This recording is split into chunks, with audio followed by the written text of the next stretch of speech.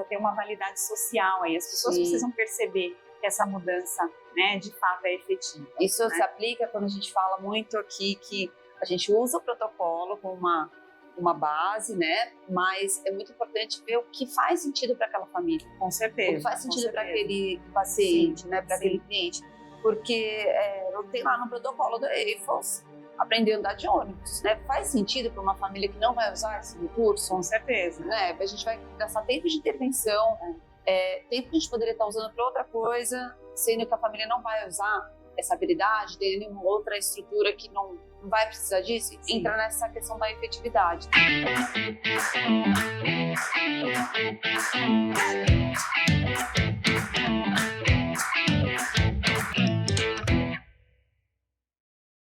Olá, pessoal, bem-vindos a mais um episódio do Formário Talks.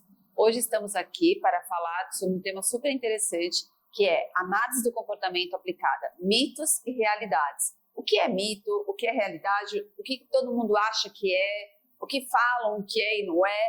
E ninguém melhor para falar desse tema do que a Dani Canovas. Seja muito bem-vinda, Dani. Obrigada, agradeço muito o convite, um prazer participar aqui do Formário Talks. Muito obrigada por ter vindo aqui. E aí a Dani, que é uma referência na área da psicologia, na área do autismo, vai falar um pouquinho com a gente sobre esse tema. A Daniela é psicóloga e fez mestrado na UFSCar, doutorado na USP e também é MCBA, que é um título super importante na nossa área. Atualmente a Daniela atua como consultora clínica e coordenadora do curso de pós-graduação do IEPS e também ministra vários cursos em ABA. É isso, Dani? Isso mesmo. Então tá bom. Então vamos lá, vamos começar do começo. Aquela pergunta que não quer calar e que a gente que analisa do comportamento fica super incomodada, né? Quando falam que ABA é um método. O método ABA, que eu recebo de laudo médico escrito método ABA ou leigos, ele faz o método ABA. Então vamos explicar para o pessoal por que a gente não gosta que fale que é método, porque é uma ciência, o que diferencia uma ciência de um método, essas coisas que são muito fáceis e do nosso dia a dia, mas que para quem é leigo realmente é uma coisa que passa batido. Sim, perfeito. Acho que o primeiro ponto é a gente discutir que realmente essa frase, método ABA, né, é um mito, não existe. Então, na verdade, ABA, essa sigla, análise do comportamento aplicado, a sigla vem do termo em inglês, Applied Behavior Analysis, e análise do comportamento aplicado é uma ciência, né? A gente precisa entender, na verdade, essa ciência como parte de uma ciência mais ampla, que é a ciência do comportamento, que é a análise do comportamento, Isso. que busca entender o comportamento humano. E essa ciência, ela tem a sua filosofia, né, que foi desenvolvida pelo Skinner, que é o behaviorismo radical, como ele entende o comportamento humano, como explica o comportamento humano, né, como que as pessoas se comportam, como que a gente pode entender o comportamento, né, das pessoas, porque elas se comportam dessa forma, e claro, tem o objetivo também, essa ciência, de produzir tecnologias para que a gente possa intervir em comportamentos, né, que são importantes aí para a sociedade. Então, a gente tem, dentro dessa ciência da análise do comportamento, essa filosofia, que é o behaviorismo radical. A gente tem a análise experimental do comportamento, que é, vamos dizer assim, a parte da pesquisa básica, que produz conhecimento para a gente entender o comportamento, porque o comportamento acontece da forma como acontece. E a gente tem o ramo da ciência aplicada, que é justamente a ABA, né? Que é essa ciência que vai buscar entender comportamentos que são importantes, socialmente relevantes para os indivíduos e desenvolver procedimentos, estratégias para mudar comportamentos, seja para ensinar novos comportamentos ou diminuir aqueles comportamentos, né, que de alguma forma são disruptivos ou interferem ali com o funcionamento, vida, autonomia do indivíduo. E por isso, né? que é aplicada, porque é aplicável à vida das pessoas. Exatamente. Então, a gente está tratando desses comportamentos que são importantes para as pessoas. Então, nesse sentido, a ABA é uma ciência, né, essa ciência aplicada, e não um método. Porque nessa ciência a gente tem várias estratégias, vários procedimentos que a gente pode utilizar, né, para desenvolver novos comportamentos, ensinar novas habilidades, né, e também, em alguns casos, como eu falei, diminuir aqueles comportamentos que eventualmente, né, geram algum prejuízo ou interferem ali, né, com o funcionamento do indivíduo. Eu sempre gosto de falar que na ABA a gente tem sempre a gente tem vários objetivos, mas sempre duas grandes dois grandes focos. Aumento de ganho de habilidades, né? Ganho de habilidades e redução de comportamentos interferentes. Exatamente, né? quando você tem alguns comportamentos que a gente fala que estão em excesso, Isso. né?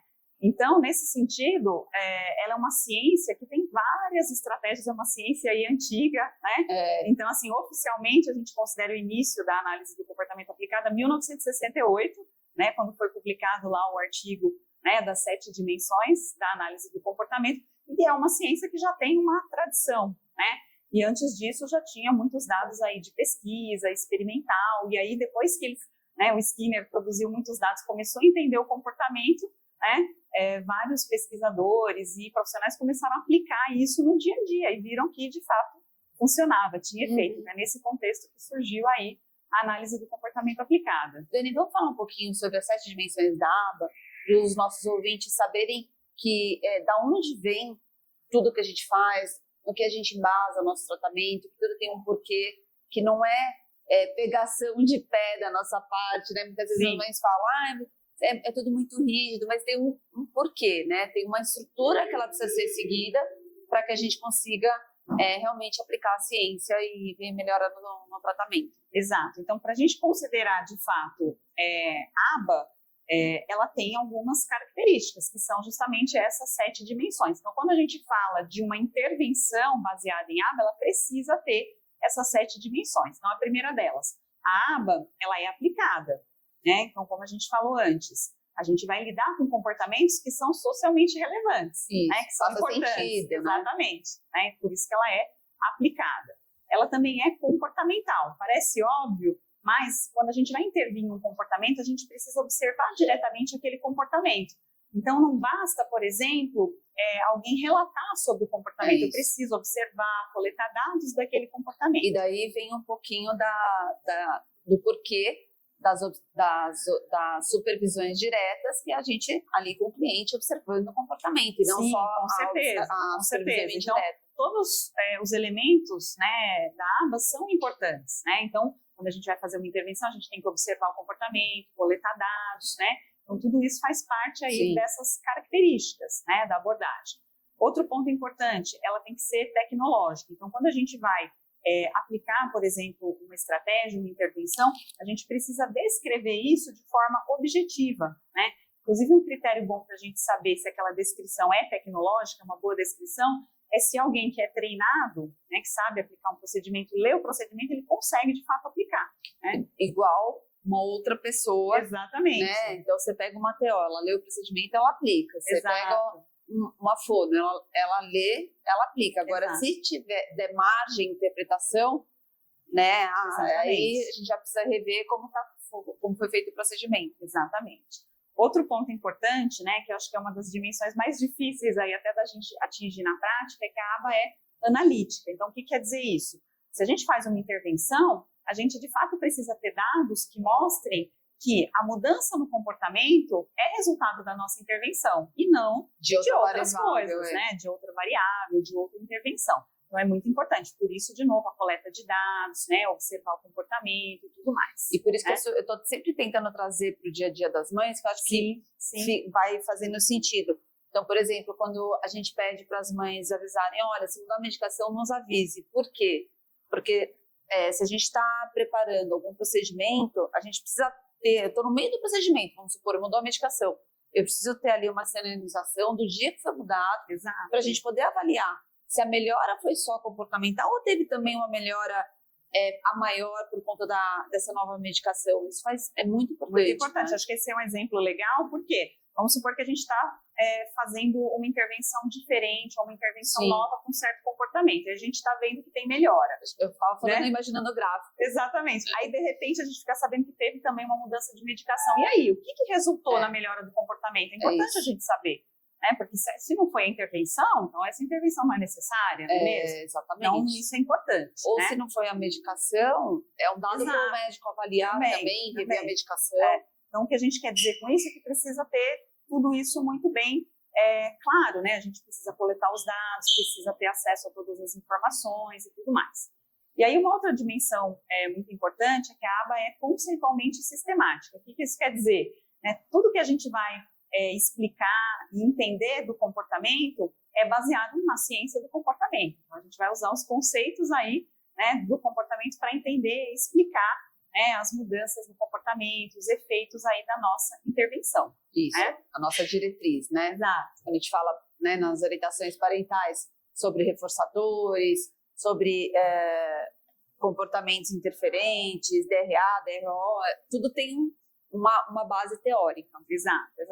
Bom, outra dimensão importante é que a aba ela tem que ser efetiva. O que quer dizer isso? Quando a gente faz uma intervenção, a gente precisa melhorar o comportamento num nível que é significativo para as pessoas, né? Então, se eu estou ensinando um comportamento, a gente precisa ver a melhora desse comportamento, né? Que a família perceba, né, a mudança no comportamento, que isso, de fato, mude ali o ambiente do indivíduo, né? Se eu estou ensinando habilidades sociais, que ele consiga usar essas habilidades. Sim, levar né? para o mundo, né? Levar isso, né, para o seu dia a dia. Né? Então, ela precisa ser efetiva, né, nesse sentido.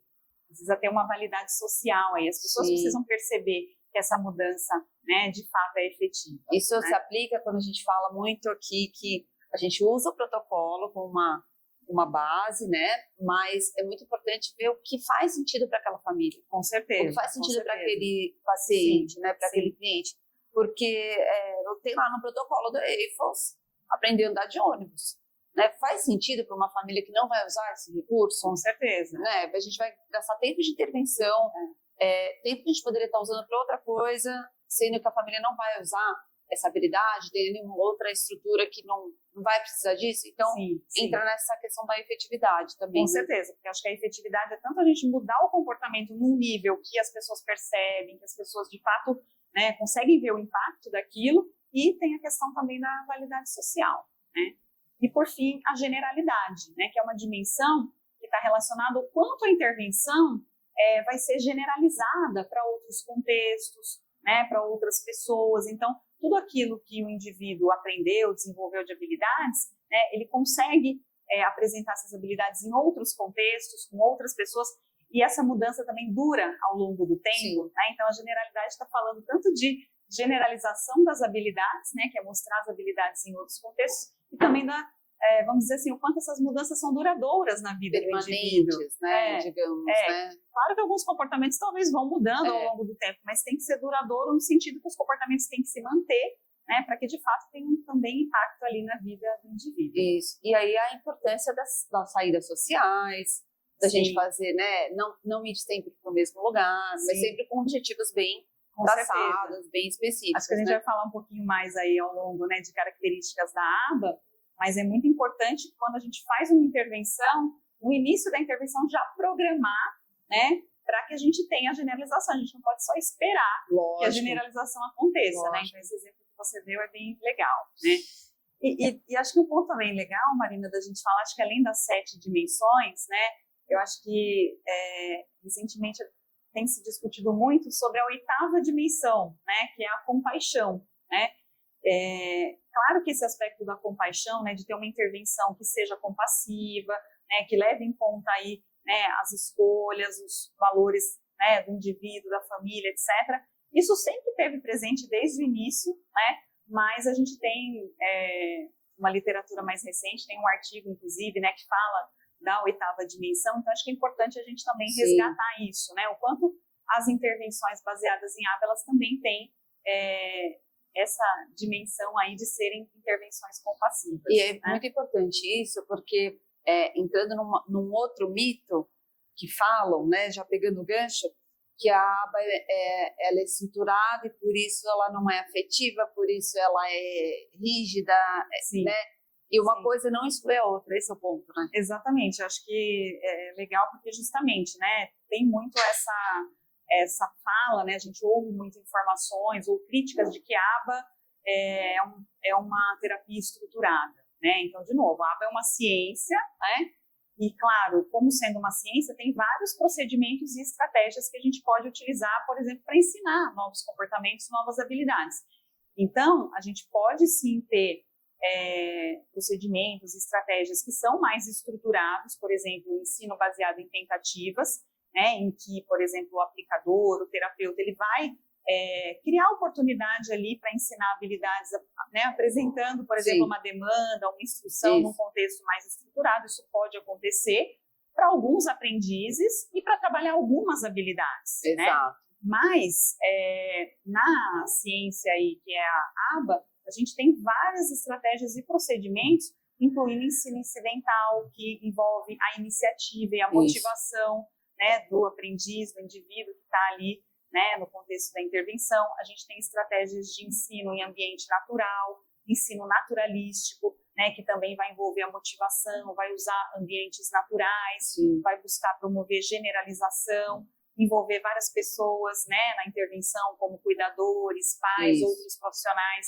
Então, é muito importante entender que nessa ciência, que é a ABA, a gente tem inúmeras estratégias, né? E a gente vai selecionar qual é a estratégia mais adequada para aquele aprendiz e para aquele comportamento, entendendo qual é o comportamento que a gente vai ensinar, né? Qual o repertório daquele aprendiz, como ele aprende melhor, quais são as preferências dele, né? Então, para ensinar algumas habilidades, por exemplo, uma habilidade acadêmica, pode ser mais recomendado você usar um contexto mais estruturado. Agora, para ensinar, por exemplo, a habilidade de fazer pedidos, com certeza você vai precisar usar uma estratégia aí no ambiente natural, usando a motivação. De brincar com pares também. Exatamente, criando situações, né, que sejam motivadoras, né? Você falou um pouquinho antes da questão da saída social, né? Então, muitas vezes a gente trabalha com adolescentes e jovens. Também. Exatamente, então vai ser super importante trabalhar habilidades no contexto natural. Então, usar, por exemplo, ambientes sociais, ambiente da comunidade, para ensinar as habilidades nesses contextos. Né? Super importante. E aí a gente fala que não é um passeio, é uma sessão de terapia externa, gente. Exato. Né? A gente está usando os contextos naturais para ensinar essas habilidades. É isso. Então, a gente acabou de quebrar mais um mito, né, Dani? Que a ABA, ela não é só estruturada, ela pode ser em ambiente natural, naturalista, através de ensino incidental. Exato. Então, esse foi mais um mito que a gente quebrou aí. Evidências científicas, exagero ou realidade? O que sabemos sobre a ABA, sobre as evidências científicas da ABA e o que podemos aprofundar nessa vertente? Para entender essas evidências, né, da intervenção baseada em ABA, a gente precisa diferenciar intervenção abrangente e intervenção focada. Então, intervenção abrangente é uma intervenção que vai trabalhar vários objetivos em várias áreas do desenvolvimento. Então, em geral, ela envolve uma carga horária maior, uma carga horária intensiva, né? Então, a gente tem alguns estudos, né, que mostram o efeito da intervenção abrangente. Então, por exemplo, tem alguns estudos que comparam grupos de crianças que foram expostas à intervenção ABA, que é essa intervenção abrangente, por exemplo, intervenção precoce, né, e crianças que foram expostas a outras intervenções. Então, eles comparam o desempenho desses grupos, né? Então, eles medem, né, o desempenho das crianças no início, né, antes da intervenção, né?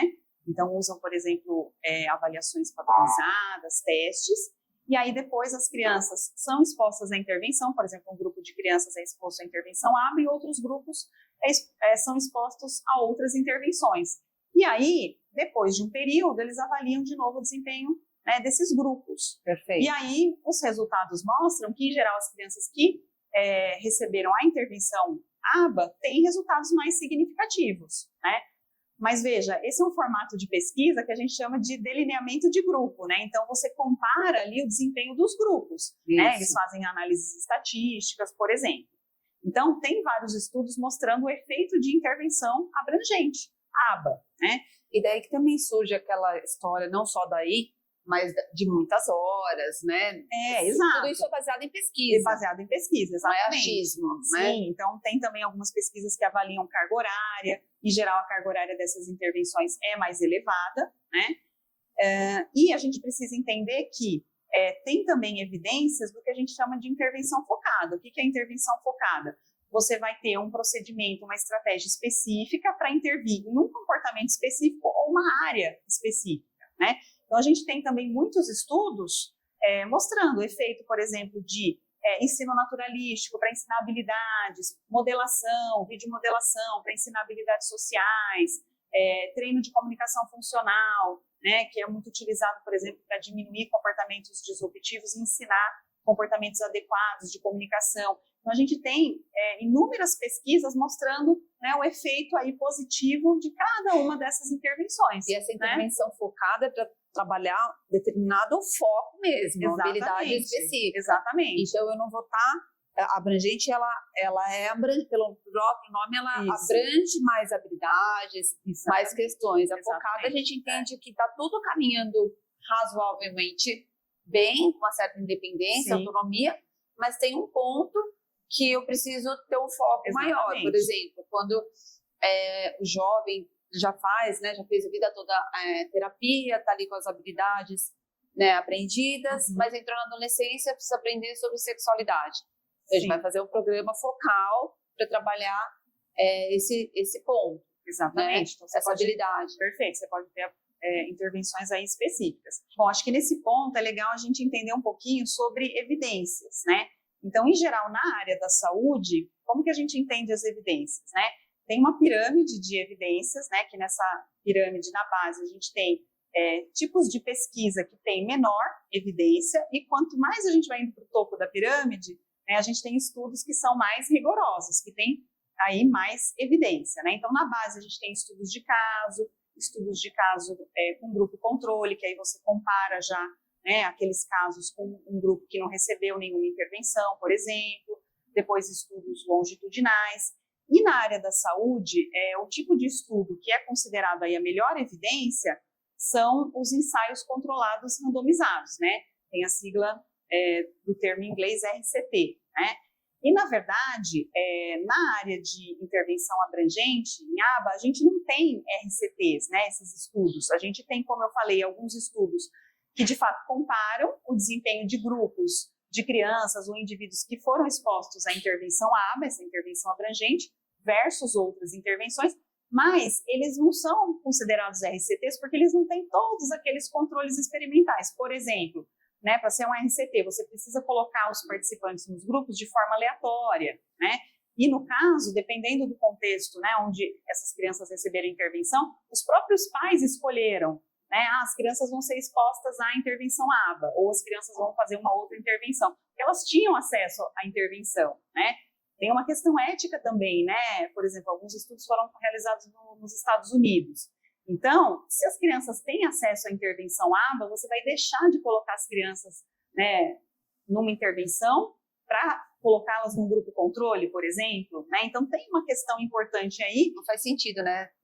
Tem uma questão ética aí em conduzir esse tipo de estudo. É difícil conduzir esse estudo, especialmente quando a gente está falando de intervenção, né? De intervenção comportamental, né? Então, a gente tem muitos estudos que usam grupos, que avaliam, mas eles não têm todos os controles, né, para serem considerados RCTs, né? Então, essa é uma questão que surge, né? Como que a gente entende as evidências científicas na área de análise do comportamento, de análise do comportamento aplicada? Bom, por isso que a gente precisa fazer essa diferenciação entre intervenção abrangente, né? Então, a gente, nesse caso, faz sentido você expor grupos de crianças ou indivíduos àquela intervenção, mas quando a gente está falando de intervenções mais específicas para trabalhar certas habilidades ou certos comportamentos específicos, né, faz muito mais sentido você utilizar outras estratégias, né, e métodos que a gente tem na análise do comportamento, né, que a gente chama de delineamento de sujeito único. Então, o indivíduo ele vai ser exposto, né, a diferentes contextos ou que a gente chamaria de condições experimentais, e a gente vai avaliando o comportamento dele, para entender qual é a melhor intervenção para aquele indivíduo, né, para aquele comportamento, né? Porque quando a gente faz essas intervenções, vou só voltar nessa frase, porque quando a gente faz pesquisas de grupo, a gente está medindo a média do desempenho do grupo ou fazendo análises estatísticas, a gente não está observando o comportamento, né, do indivíduo, né? Então, na ciência do comportamento, a gente também tem um jeito diferente de produzir evidências, né? Então, isso é um ponto importante.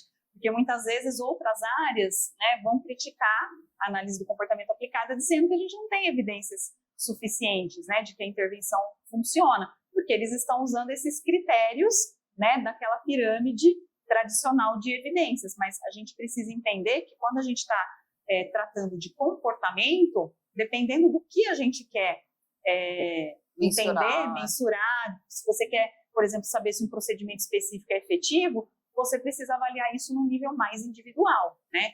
Então, essas pesquisas, né, que são feitas na área de análise do comportamento, usando isso que chama delineamento de sujeito único, que a gente vai olhar o comportamento daquele indivíduo em várias situações, né, e vai entender, por exemplo, qual procedimento funciona para aquele indivíduo, para aquele comportamento. E tem controle experimental, tem várias estratégias, né, metodológicas para a gente conseguir, de fato, produzir evidência científica, né, mas é uma forma diferente, né, de entender o comportamento, né, de usar essas estratégias aí, o método científico. Mas essa é a riqueza, né? Sim, com certeza. Essa é a riqueza. E assim, só para quem está ali programando, já fomos aplicadoras, né? Sim. Para quem está ali construindo, eu falo que é uma construção, todo um raciocínio clínico que você está fazendo, como que você vai aplicar a mesma técnica que você vai usar na sua terapia pessoal, você tem uma contingência de vida, uma situação, eu tenho outra, sua filha de um jeito, a minha de outro, né? Como é que a gente vai aplicar, reproduzir tudo isso? Então, eu acho que essa é a riqueza da aba, né? De produzir esse tipo de pesquisa. E acho que um ponto importante é que, assim, quando a gente fala nessas pesquisas, né, que tem evidência, a gente precisa daí ter várias pesquisas, né? A gente precisa ter o que é chamado de replicação. Sim, com então, certeza. Claro, se eu tenho uma pesquisa com poucos participantes, né, mostrando efeito de uma intervenção, por exemplo, treino de comunicação funcional, é claro que vai ser necessário depois replicar essa pesquisa com outros participantes, com outros indivíduos, né? Mas sempre entendendo ali o comportamento, né, de cada indivíduo, fazendo essa coleta de dados, né? Então, acho que é fundamental, quando a gente pensa nas evidências, entender o tipo de evidência, né? A gente tem uma série de revisões sistemáticas, né, que são aqueles estudos que olham para as pesquisas que já foram feitas e buscam fazer um resumo, né, dos resultados. Sim. E a gente tem revisões que são publicadas periodicamente, né? A última foi publicada em 2020, 2021, mostrando o efeito. Então, foram identificadas diversas intervenções focadas, específicas, né, que têm um efeito positivo no tratamento do TEA. Que são algumas dessas que a gente já falou: ensino por tentativas, ensino naturalístico, modelação, análise de tarefas, inúmeras. E, claro, para ela ser considerada uma evidência, precisa ter vários estudos, precisa ter um número de estudos, né, que mostre o seu efeito, né? Então, é assim que a gente entende essas evidências. Perfeito. Então, aí não é um exagero, é uma realidade, né? Exato. Né, sobre as evidências científicas.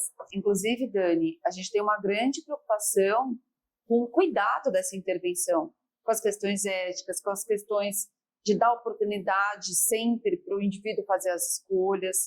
Então, esse é um ponto que a gente sempre olha muito, né? Exato. A gente planeja muito.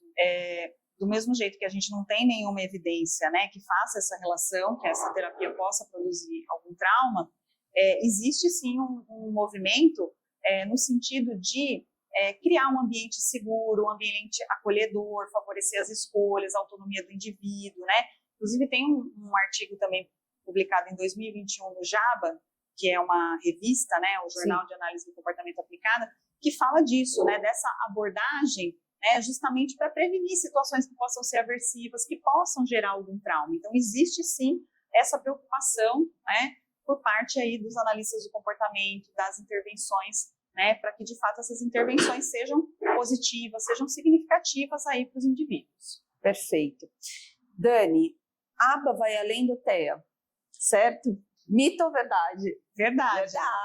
Exato. Vamos lá, vamos falar um pouquinho sobre isso, né? Porque as pessoas acham que aba cresceu muito por conta do autismo. Sim. Mas a gente sabe que tem terapia aba para adulto, tem terapia aba para outras questões. Exato, então vamos falar um pouquinho sobre isso. Então, na verdade, a gente pode ter intervenção baseada em aba em diferentes contextos, com diferentes populações. Então, você pode trabalhar com crianças, adolescentes, adultos, né? Sempre que você tiver um comportamento que é socialmente relevante, que você quer intervir, né, você pode utilizar aí os princípios, né, e as estratégias baseadas em aba. Então, a gente pode usar contexto escolar, contexto de clínica, comunidade, hospital, instituições, né? A gente pode trabalhar em organizações também, né? E para pessoas típicas também, né? Exatamente. Então, todos esses princípios, né, e estratégias do comportamento, a gente pode, né, mudar os comportamentos aí que são importantes para os indivíduos.